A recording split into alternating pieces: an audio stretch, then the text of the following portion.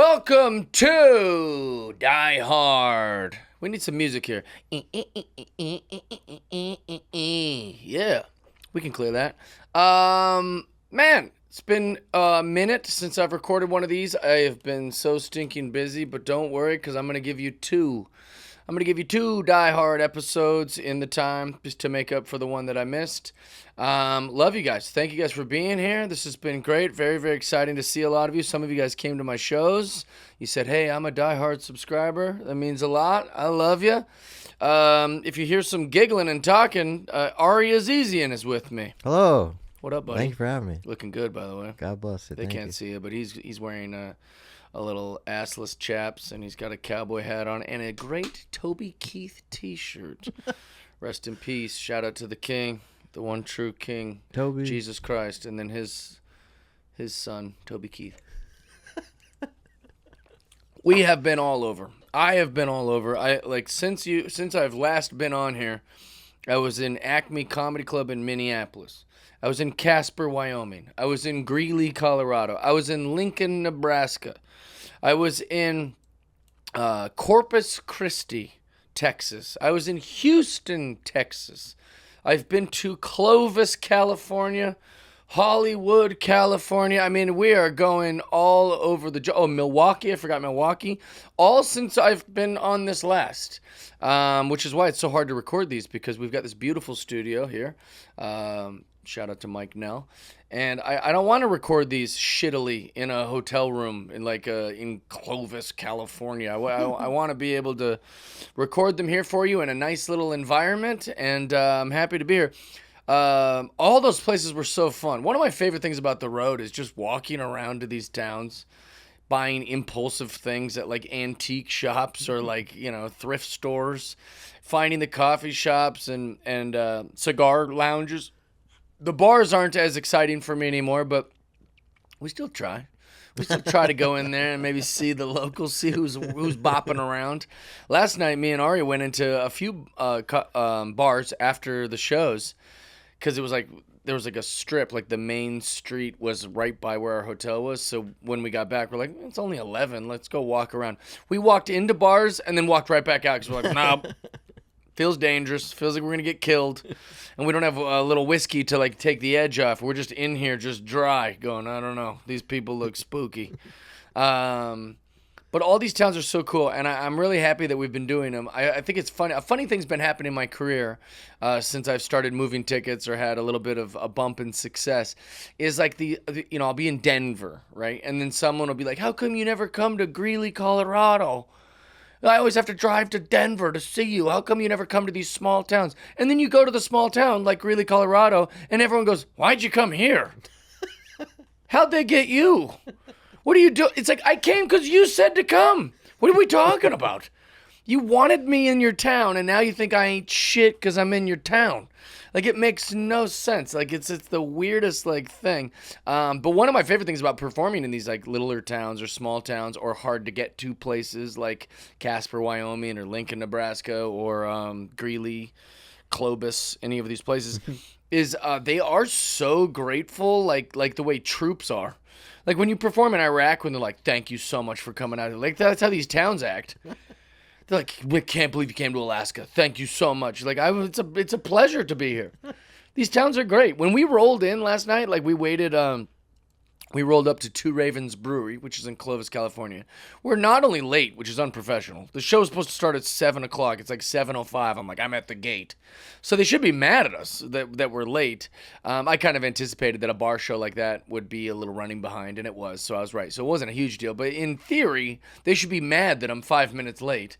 And instead, they just roll out this gate, open the gate, two smiling, beautiful women with boob jobs and cute outfits, and they're two handsome, cool, stud, muscular husbands, just smiling ear to ear. Welcome to our brewery. I was like, this is the coolest. And then they're falling all over themselves for me and Ari to be like, can't believe you guys came here. Thank you so much. I'm like, thank you. You're paying us money to come perform for everyone. So anyways, all of this is just to say that I am so over the moon to be the comic that people want to have in their towns, but also I'm happy to be that guy. What if Eddie Murphy, when he was in his heyday, was just like, I'll come too. that club, or I'll come do that bar, or I'll come. Like, he had so much power to be able to do that. Shane Gillis, Louis C.K., all these like legends have a chance to really change a whole city overnight by being like, you won't believe who was here last night. Like, it was really exciting for these people. So as I get more successful, and no matter how successful I get, my goal is to keep doing these kind of towns like that. I think it is an exciting thing for the city, but then also it feels good to be received. When I step on stage at the Comedy Store, sometimes everyone's looking at me like, who the fuck are you? I've never heard of this guy. What show are you on? Are you on a movie? Like, they don't care. But then you go like to like a real comedy place and everyone's like so happy to have you, and that's a super, super good feeling. If you guys are listening to this right now, you can go to jeffdow.com and see what small cities I'll be in, see where I'm going to be performing. I got a lot of exciting stuff coming up. I'm coming to Australia for the first time ever, which will be great. I'm coming to Hermosa Beach, the Comedy and Magic Club. One night at that club, one of the first clubs, actually the first club in Los Angeles to make me like a regular, like a paid regular. So that'll be fun. I'm trying to think where else I'm coming. I'm coming to, I don't know, all over. Just go to jeffdow.com. Look at the calendar. I'll be there. I'm trying to think what I want to talk about. We could talk about sobriety a little bit. I am 23 weeks sober, almost at 2 years. So I'm very, very excited about that. It's been awesome. Little things happening in the shows where, like, I feel like when I talk about sobriety, it either goes one of two ways. Either the crowd's super into it and they love it, and after the show, people are going, man, I really struggled with sobriety. That helped a lot. Or B, they give me nothing till I'm done with the sobriety material, because in their mind, they're like, he's kind of bumming us out. We came to drink and laugh at the clown boy, and now clown boy's like lecturing us about drinking. And so, like, when I stopped doing the sober material at Mothership in Austin, Texas, my sets were so much better when I scrapped the sober stuff. But then I was in Lincoln, Nebraska, and I didn't do the sober stuff on the early show, and it felt like it was too harsh, me just jumping into political humor. And the next show, I started with the sobriety stuff, and then did the same show, and it went infinitely better. Because it kind of endeared them to me, and they're like, oh, he has a problem, and he wants to. So it's so hard to like read the crowd right to know if I should do the sobriety stuff or not do the sobriety stuff and let the party rock. Yeah, so it's just a little thing I've been going through. I have not been tempted to drink, as far as like I don't crave it. There's no part of me that's like wanting to do it. Yeah. So anyways, that's just a quick sobriety update. Let's talk about something that's been going on. I don't know if this is just the algorithm feeding me this, but it is fucking driving me crazy. There's a girl who just won a slam dunk competition. The McDonald's slam dunk competition. And when I say she won this, I mean it was in 2022. But I just became aware of it. So it was in 2022. I'm now crashing out about it in 2005. It's almost 2026. 2026? Did I say that right? Yes. Dude, if you watch the video, let's bring it up. Type in 2022 McDonald's Slam Dunk Contest. They're basically, the guy will do like a dunk, and they'll give him like, you know, a very fair score for the dunk. But then the girl will just do a shit dunk, and they're like, perfect score! Holy crap, she's the greatest of all time. Look at the list. I wonder which one's going to win. See, that's huge. Big dunk.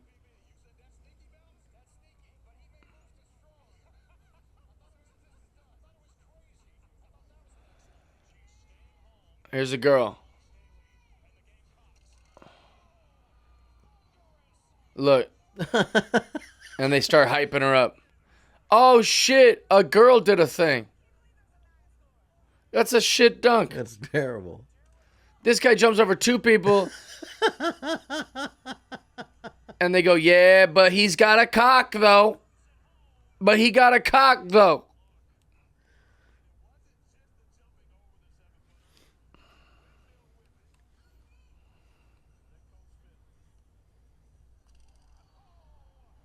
All right, enough. Turn it off.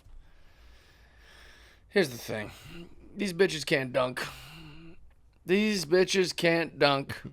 They're too little. They're smaller than the boys. They can't reach.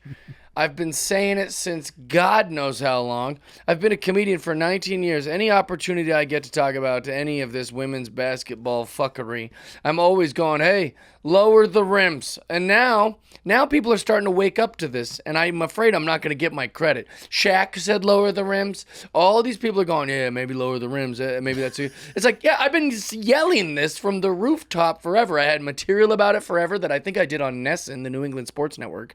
I also was on multiple podcasts saying lower the rim because for 1,000 reasons. I also pitched it to Jeannie Buss, the owner of the Lakers, on my podcast, which was public. You can find it anywhere, where Jeannie's like, I don't know, maybe it's because in the gyms, you know, like they don't want to have two different heights of the rims. Like she was saying like all the reasons why maybe it's a not. And then she goes, but I think we could try it. Why not try it? Like see if it's better. Let me tell you, if the WNBA wants to make money, which they do, and they don't, lower the rims. Lower the rims. It's the only thing I care about in sports is the big gimmicky pro wrestling like shit. When it comes to baseball, I like home runs. Football, Hail Marys. And in basketball, slam dunks. Home runs, Hail Marys, and slam dunks. It's all I care about. I want to see hole-in-ones when it goes to golf. The rest of the golf, pretty boring to me. You know, I want to see car crashes in NASCAR. You shouldn't want to see car crashes, but that's what I care about. So the same thing is true with these bitches not dunking. If they don't dunk, I don't care. Why would I care about that? And the argument that I've said a million times is that if we can acknowledge that biologically women are a little smaller than men, then make the court a little smaller than the men's. When you watch the LPGA Tour, the ladies' golf tournaments, they have women's tee boxes. Do people think that's sexist? Is it sexist to have a closer tee box? They go, no, that's the ladies' tees. And you go, yeah, that's for ladies. And then the guys, we tease if they are not good at golf. We go, you want to hit from the ladies' tees? That's what it's there for. It's for sexist jokes towards our male friends, and it's for the women to tee off on. And so, like, in volleyball, I think it's a different size volleyball. I'm not even sure if that's accurate, but I think the net is a little lower. So here's the thing. Softball, right? The dimensions of a softball field are smaller than a major league baseball or a minor league or even a little league boys field because it's a different sport, A. And then B, why is it a different sport? Because we acknowledge that women have different bodies than men's. It's such a, like, it's weird that it's got into this kind of political realm. And it's like, why aren't you watching women's basketball? It's because it's not as good. So maybe if we make the courts smaller and these chicks are dunking on each other, I'd be like, this is interesting, right? It's like, because if you look at the field, right, every NBA player, guess how many of them cannot dunk physically in the men's NBA?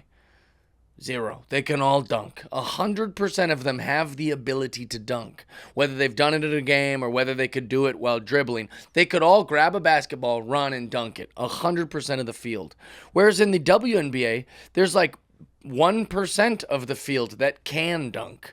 So, and they never do it in games. They almost never do it in games. I think Brittany Griner did it a few times, but even then, I think Brittany Griner's a guy. I'm not positive, but also those are pretty like crummy dunks. They weren't like that impressive. But I'm going to say that if you lower the rims and 100% of the field can dunk, now the girl, Brittany Griner, who can dunk, her dunks will be way more impressive. They'll be like Shaq-esque dunks because she's going to just dominate. It's like when you, like, I'm a regular guy. I'm not an athlete at all. But when you put me, like, in a pool with a small basketball and there's, like, a little, like, hoop that everyone can dunk, I'm, like, lighting things up, you know? So, like, let's just make it a little smaller. Then the people that are stars look like superstars, and the people who look average now look like stars. I think it's a good idea. It was my idea. And let's push this through. If you don't believe that I've been saying this for 900 years, here's the video of me saying it to Jeannie Buss right here. If we all can agree that the WNBA hasn't been entertaining enough for people to watch it, then what changes can we make to make the fans like it? I have an idea. What? Lower the rim. It is so silly that we can recognize that women are biologically a little smaller than men in every way. The ball is smaller. They're a little shorter. You take the tallest man in the world, tallest woman in the world. Who's taller? You take the strongest guy in the world, strongest woman in the world. Who's a little stronger? So why are they playing on the same height rim as the men? There's no coincidence that every guy can dunk in the NBA and only one lady can dunk in the WNBA. Lower the rim, and these ladies are dunking on each other, and mooks like me are going to show up and go, yeah. That's an interesting idea. And why not have an exhibition game where they try it? Here's an issue that I was going to do, a few weeks ago, but I didn't get in here to record this. I've been getting so many messages because I've become this political comedian. So people now, like, they're always either sending me things they want me to talk about or sending me things to argue with me about. It's very tribal, the Repubs versus the Dems, it seems a very annoying battle when we all should be just happy that we live in America where we're safe and have capitalism and we can succeed if we work hard. But instead we fight, and instead we post about our differences instead of celebrating what we have in common. But one of the big W's for the libs has been that Donald Trump hasn't released the Epstein files as he was so passionate about doing prior. So a lot of liberal people are like, oh, what about your boy now? Ha ha. He didn't release the Epstein files. Ha ha ha. Donald Trump's probably on the Epstein files. Oh, the only reason he wouldn't release it is because he's probably a pedophile. Ooh, we got you. And one, you didn't get me. I'm not Donald Trump. I'm also a pretty reasonable conservative. I don't even use the term Republican.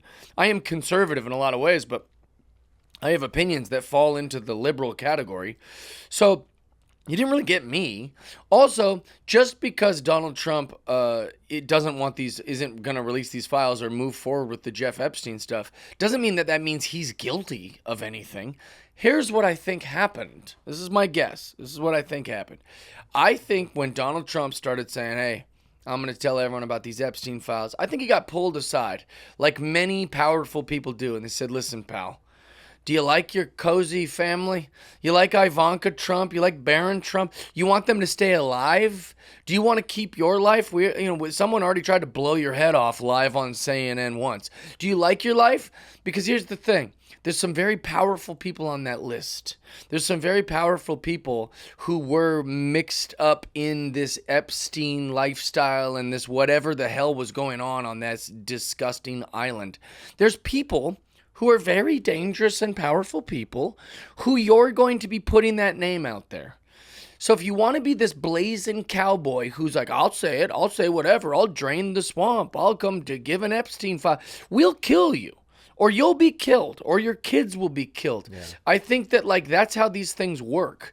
You start to talk too much bad about Big Pharma, you get a little talking to. And if you don't listen to the little talking to, bad things happen. Whether you get fired, or whether you get executed, or whether you have a little mistake in a pool in Cabo.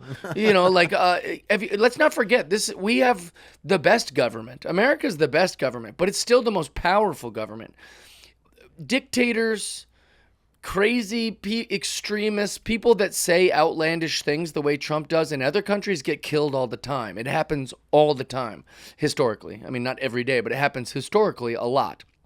Now, you go, yeah, but this is America. Yeah, well, they killed JFK, didn't they? We believe that JFK was killed by our own fucking government. It's not that unheard of, right? Do you know, have you ever heard of Martin Luther King? One of the greatest humans that's ever lived. They killed him real quick, and they killed his brother just cuz. Hey, how about his brother too? That guy was getting pretty loud.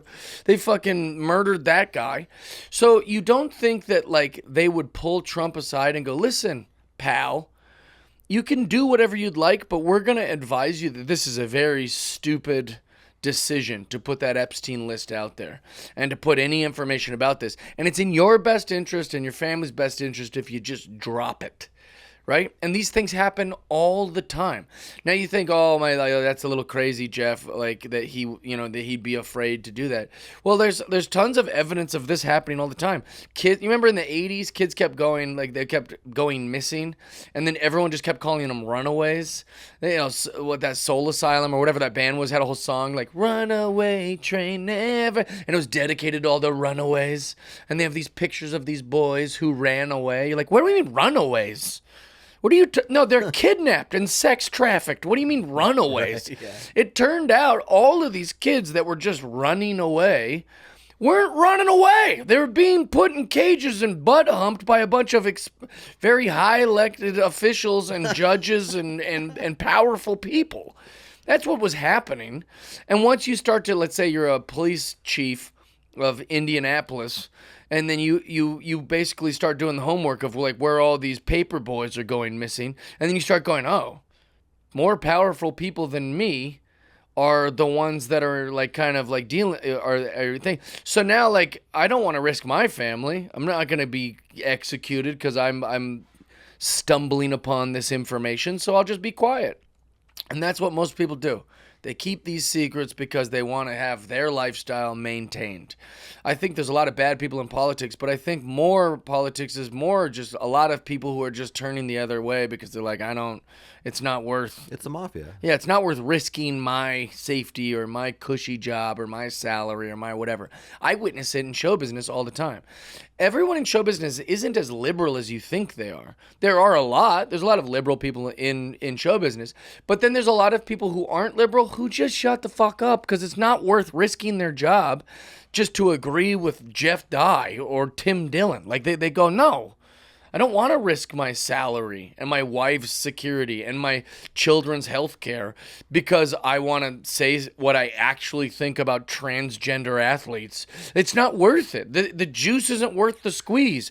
Do we think that they're not women, squeezing their penises in these little swimming gear and then competing against our daughters? Yeah, we think it's nuts, but it's not worth my job. It's not worth losing the president of NBC title. So you just be quiet. And that happens in politics, it happens in jobs, it happens in show business. That's just how these things work.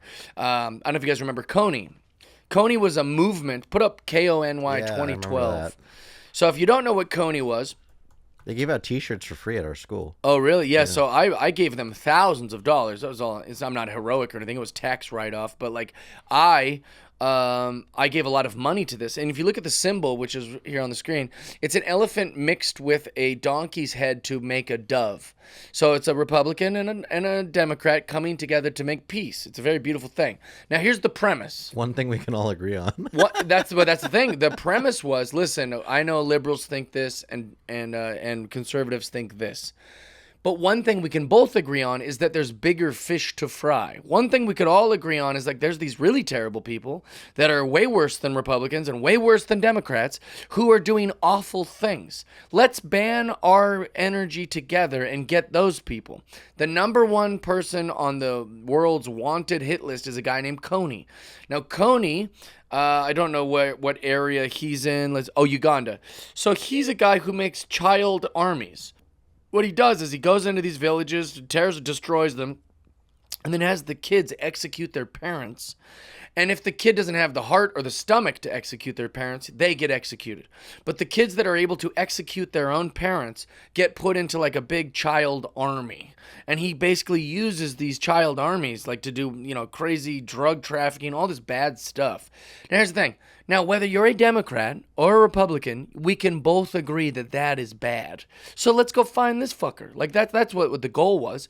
So guys like me and famous people and all the people that ever saw this were like, I could give some money to that. You get a little bracelet, you get a shirt, it's tax deductible. And I was like, this is a healthy way to put my money into something I believe in. And it's not like politically sided. It was a very safe thing to give your money to because you're not going to get lumped in with the conservatives or the liberals.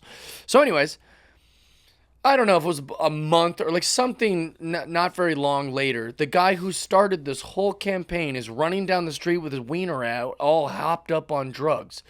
And everyone's like, yeah, look at this lunatic. We gave our money to some lunatic. That doesn't change that Kony's not still killing children and like doing all these terrible things.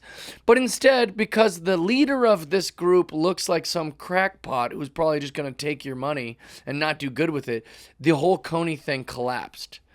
Now, what do you believe? Do you believe that a crazy person who's a drug addict, who's already really independently wealthy, wanted your money and was trying to run a scam? It's possible. Or maybe more likely, he was making some good ground on some powerful people like Kony and powerful people that are also on that list of whatever. He was also uniting two groups that famously bicker here in America. And maybe let's just make him look like a drug addict. We'll have somebody from the CIA or someone go make this guy look like a crazy person, and this all goes away. And we can get back to having Republicans and Democrats fight and distracted while Israel runs everything and while the New World Order kind of takes over all your money and finances and does whatever the hell they want. What's more likely?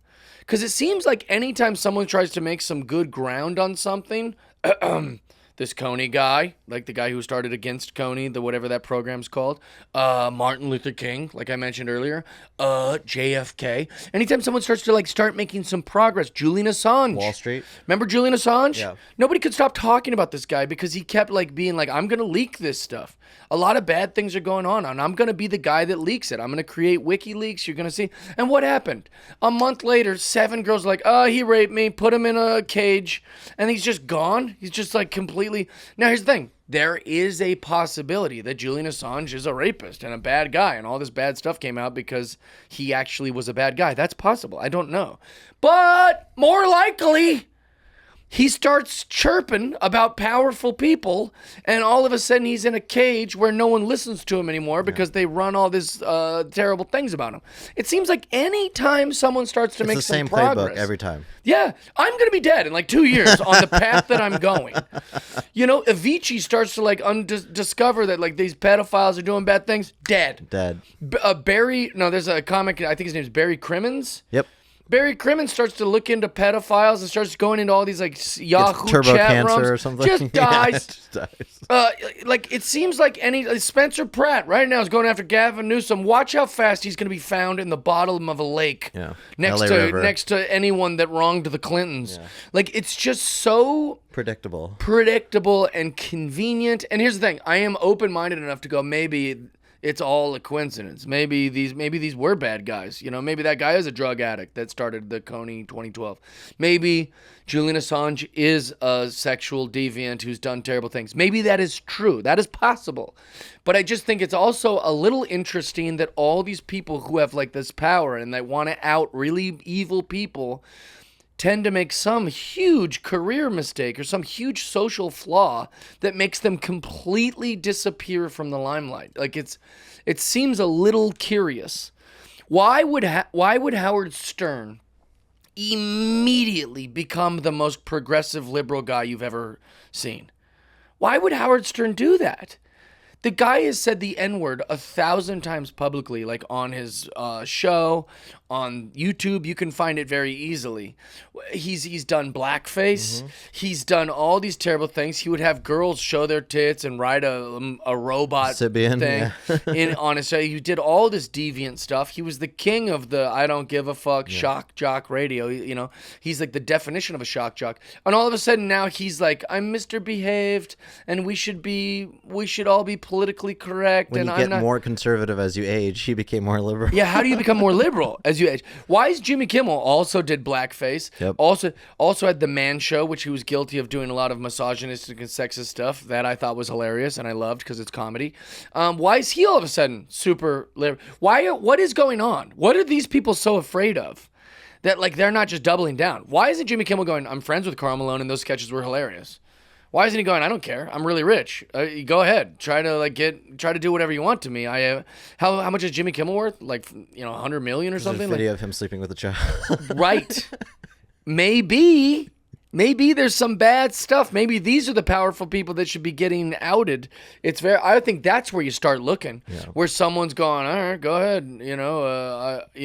I say, go ahead. Then they say, well, why? But I'm a good boy. Why is Neil deGrasse Tyson, who's supposed to be a scientist. He's supposed to be a neuroscientist. Why is he all of a sudden going, why do you care about these things? You go, what the fuck? What do you mean, why do I care? You're the science guy. You talk to me about rockets He doesn't and know what a woman spaceships, is. and now you're denying biology? Who got in your ear? Who pulled you aside and said, hey, we know what you did to It was those girls? conveniently right after his Me Unreal. Too allegation, Yeah. like 5 seconds later. They go, hey, we're going to tell everyone what you did to these girls. Yeah. Or you're going to start saying that, what is a woman? Really? Who cares? Who cares? What do you mean, who cares? We do. We care, and you usually tell us what to think because you're the smart guy. So I think it's all very fascinating and interesting. All that I'm looping back into why Trump is probably not rearing to release the list. I don't think he's done any of, I don't think that Donald Trump, just in case there's any information that you might be like yelling at the screen hearing me say this, Donald Trump and Jeffrey Epstein were pals. They were very friendly. You can find plenty of photos of them together. They shared the same circles. They're rich guys. I get that. Maybe Donald Trump did do inappropriate stuff with the underage kids with Jeff Epstein. I don't know. We don't know. But one of the facts that is true is that they did stop talking and hanging out before there was ever an Epstein Island. So there's no evidence that he was ever on Epstein Island. That's a fact, Jack. Like here's the thing. He might have done other stuff, but that he was never on the island. They weren't even talking or hanging out or friends. Your boy Billy Clinton was a lot. He was on the island. So one of my favorite things about the Jeffrey Epstein stuff is that this really would prove that there is evil, powerful people that are Republican and Democrat. 100%. If you want to see creepy, gross pedos, they're on both sides of the political spectrum. There is no good guys here. There's no like, oh, we're on the right team when it comes to these powerful, flawed people. And I heard from a girl. I won't say her name. She's in politics. She works for Trump, actually. I won't say her name, even though she's a dear friend. But I don't think she'd want me to say that she said this. And she was like, Jeff, the type of people that go into politics are like bad people.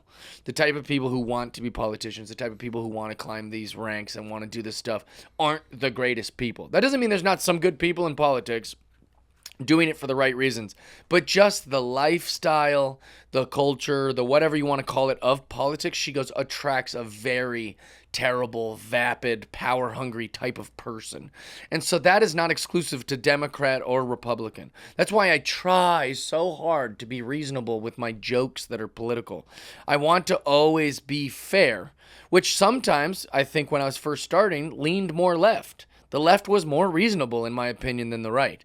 Well, over time, holy shit, has things changed. Because the right is way more reasonable nowadays than the left. That doesn't mean they're better or more justified or more righteous, but they're way more reasonable lately.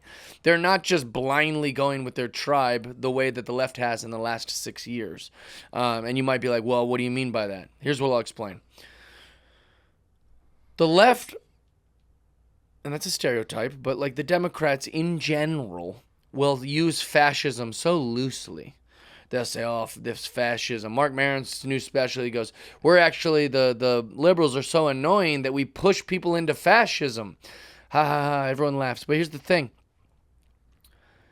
Fascism is so vague. Like, what is it about Republicans that they're finding fascist?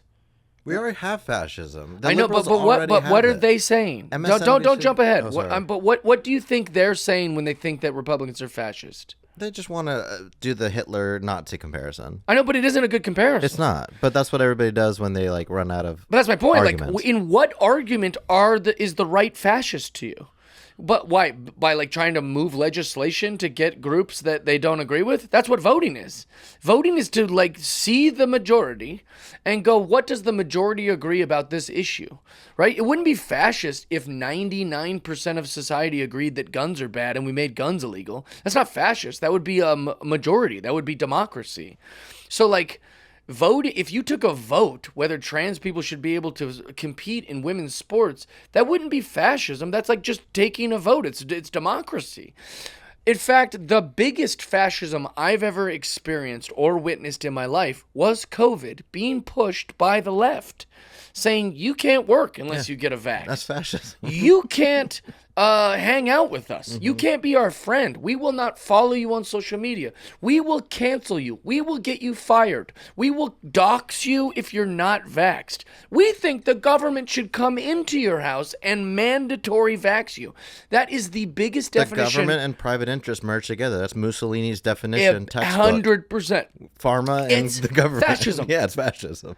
And so I find it a little rich that the left is so interested in calling conservatives fascists when I can't think of a better example of fascism than being that aggressive about a big pharma multi-billion-dollar movement that shut down every ma and pa shop and literally killed your grandma and grandpa. Like it is. I don't know what their argument would be to that. Like, oh well, here's how they're fascist. They don't like gay people. And like, yeah, but they still exist, don't they? Gay people can still get married. Gay people can still have rights. Gay people still get to do all these things. I don't see how that's fascist. Also, most Christians don't give a fuck about gay people. They go, all right, yeah, whatever. Yeah, it's fucking okay. We took a vote that they couldn't get married in the church, and that got overturned. So guess what? Get married in the church. Like, I don't understand where they're getting fascism from. I mean, I could go on for like 20 minutes. That's fine. Go on for 20 minutes. Like, I don't get where they're getting that from. Because they have nothing to say. They have no argument. They have nothing productive to say. They don't know what they're doing. Yeah. So it's easy to just be like, yeah, you're a Nazi. Right. There was a girl, which is so lazy. It's lazy. There was a girl, so I tweeted. But they're the Nazis that they claim that they hate. Yeah, they act like they don't like Nazis when they're the Nazis. Yes. Like, to talk about how, like, let's talk about, like, this Jewish thing, right? If you were to, like, date a Jewish girl, her parents would be like, no, you only date a nice Jewish boy. Hey, Jewish sons, you only date a nice Jewish girl. They say it in I their don't know, that's bar mitzvah. coming off pretty Nazi. Yeah. You sound like that Hitler guy who only wants to date inside their genetic pool. You're only trying to grow your genes in your tribe. That's super Nazi. It's eugenics. It's eugenics. What? So it's one of those things, like, I don't understand how anyone could not see that. And they go, well, it's different because we're not white. We're a different tribe. But like, well, why is it bad when white people do it? I don't agree with it on any side of it. But like, how are you justifying that? How could you say with a clear conscience, I'm not racist, but I'm a black woman and I will only date a black guy, and I think only black guys should date black women? You sound like the racists you hate. I literally two things from like racist things that I remember from my childhood was one, going to my friend's bar mitzvah, and it was his joint bar mitzvah, bat mitzvah for his sister. Yeah. They just combined it to save money. And I just remember the rabbi nonstop saying, you will grow up and marry a nice Jewish woman. Right. And then to the girl, he said, you will grow up and marry a nice Jewish man. That's crazy. And like as a kid, I had a crush on the sister. I was like, wait, I can't marry her because I'm not Jewish? And so I thought that was really weird. That's all he was hammering home to them. And then I was looking at G.I. Joes in a toy store one time, and there was just me and a black kid. We were like 4 years old, 5 years old, looking at G.I. Joes, picking out all the different ones. And then he picked one that looked like mine and whatever. Didn't think of anything. It's like a Marine versus an Army guy. Yeah. And then the black grandma came up to him because he was a black kid, and she said, no, you can't have that one because he's not black. And so she grabbed the black police officer. He wanted like the commando that was all like in the Marines outfit. And I'll just never forget those two things. It's insane. And I was like, that's racism. It's wrong. Even as a child, you're like, this is wrong. Yeah. My mom, like, so the posters on my wall when I was a kid was Ken Griffey Jr., Frank Thomas. I think I did have a Mark McGuire in there. Yeah, I had one. I think I had Eric Davis for the Reds. Just a lot of Bo Jackson. You know, mostly black guys. Ricky Henderson, you know. My parents didn't come in and go, take down this black shit. No, they just go, yeah, Jeff likes baseball. I didn't see it as anything like that. My dad wasn't afraid I was going to try and be like a black guy, because what the fuck does that mean? That would be a racist thing to think. I had a Kobe poster during the allegations. Yeah. I ain't taking it down. Because to you, he was just awesome. Yeah, he was doing the slam dunk pose. Just remember that one? It was him hassling a girl. That was the poster. No, I guess what I'm saying is I have trouble understanding how the things that we're discussing aren't just super obvious to everyone. Like why would it be a problem, for any of these people? I don't know, like how to explain it. I just think it's strange that we are living in a time where we're digressing. We're kind of going back to the history that was very dangerous back in the day. Well, it's the Martin Luther King, like, judged by the content of the character. That's out the window. It's Right. race first. Yep. And this group gets a privilege over this group, Yeah. and this group has more leeway than that group. And if you're white, shut the fuck up. Don't Which say is a insane. thing. Yeah. And what is white? Exactly. You don't even know. White is what, 7,000 different nationalities, but Yeah. it's all lumped into white? Which is racist. That's so racist. Stop saying white. Is it Irish? Is it French? Is it Jewish? Is it Swedish, Nordic? Like Italian. There's a million whites, and then they go, "You're white. You're white presenting. You passing as white. Like you're like shut the. You're the racist. You're the racist. They're the racists. Listen, I know that's a lot. And I'm jumping around, too, with a lot of that stuff. But what I would love for you to do is, Nishat, I'm talking to you. Explain to me where I'm wrong. And put it here in the comments. Put it in the things. Message me, whatever. I'd like to know. Do it with soft gloves. Be gentle with me. I'm trying to have a conversation. Don't yell at me. Don't lecture me. But explain to me if you disagree. Or it's always nice to hear that I'm right. So if you agree with me, you could also send that to me. But I'd love to know where I am wrong. Where is conservatives being fascist?